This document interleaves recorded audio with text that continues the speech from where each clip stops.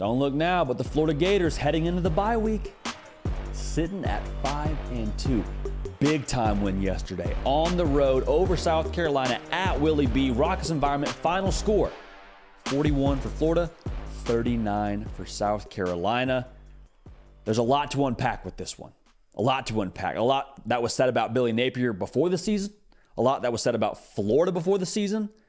A lot that was said about Graham Mertz before the season. Right now, as they head into the bye week, I understand the rest of the schedule is going to be tough. There's no way around it.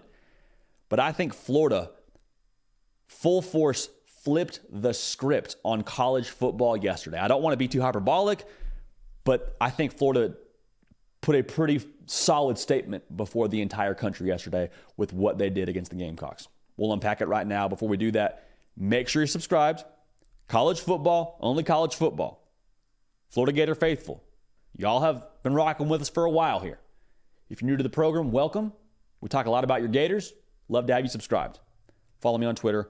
Follow me on Instagram at JDPikel. Now, we picked Florida to win this football game, and as soon as we predicted that, had some of y'all in the comment section, I don't blame y'all, saying, oh man, JD, you didn't pick us, did you? Some backstory there.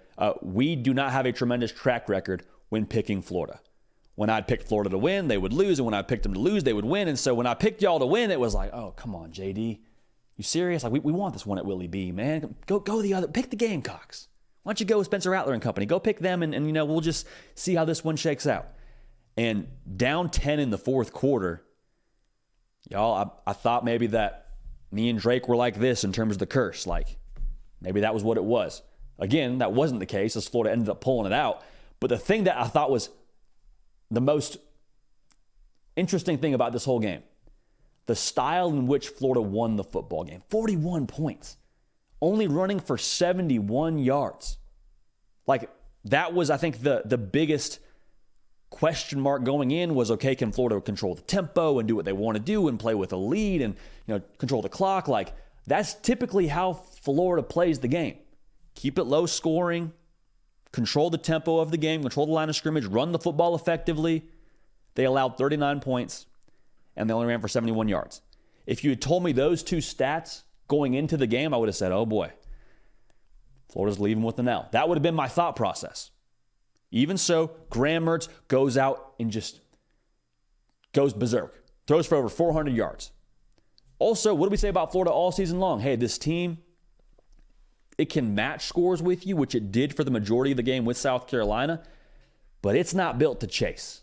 It's not built to be down by a couple scores, then climb their way back in. And wouldn't you know, that's exactly what this team did. Not in the second quarter, not in the third quarter, in the fourth quarter. Down 10, climbed back in, and found a way to get it done. So this is a great win. Again, they're 5-2 heading into the bye week. They got Georgia next week. Like, they've set themselves up now for a pretty encouraging 2023 campaign. But what does it say about Florida? Well, I think the first is it's a bad day for the Graham Mertz haters. Remember when he transferred from Wisconsin? A lot of people saying that's who Florida's going with. Heck, I honestly, I was one of them. I was like, I guess he's got a lot of experience, but like, he didn't really light it up at Wisconsin. It's a bad day for all the Graham Mertz haters. We're not a Graham Mertz hater on this show, just to be real with y'all, but there's a lot of people that were just consistently throwing the plays from Wisconsin on the Twitter sphere and showing his low lights and his negative plays. And it's a bad day for those folks today as he went over 400 yards yesterday. Huge confidence boost, too, for Graham Mertz. Like, he has proven, I think, to himself even, what he can be.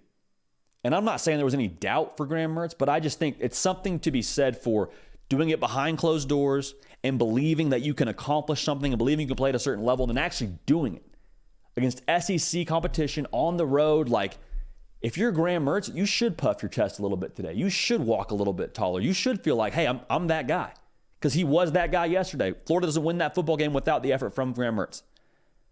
Last thing, the resilience and the buy-in of this team, this Billy Napier coached football team, I think says something. And I think we need to give Billy Napier a little bit more juice, because there was so much said about him preseason. Hey, they only won 6 games with the top 5 quarterback in the NFL draft, and like, what's going on there? And the Utah game happens and people are down on Billy Napier. And some of that criticism wasn't unfair. Some of it was fair. Some of it was criticism that had been warranted. But I think what we keep on forgetting, and something we got to keep on saying about Billy Napier is, like, at the end of the day, he was brought to fix the house. He wasn't brought into a house that was already up and rolling. He was brought to Florida for a reason. And we're starting to see, I think, the reason why. The way he's recruited, the way they're playing right now. And going back to my original point, this team played for Billy Napier. You don't come back from 10 points in the fourth quarter if you're not bought into what that organization is doing. Like, you can't fake it when you're down 10. You can fake it when it's a tie game, or you can fake it when it's 0-0 to start the game and you're hyped up. It's South Carolina. Like, you can fake it at that point in time. You can't fake it when adversity hits and it's put up or shut up time in the fourth quarter. This team wasn't faking it. That was real. And I think Billy Napier is a big reason why they were as resilient as they were. Teams take on the persona of their leadership. Billy Napier, I think, resilient in every sense. So, for this game, this was a look in the mirror game. South Carolina had their back against the wall.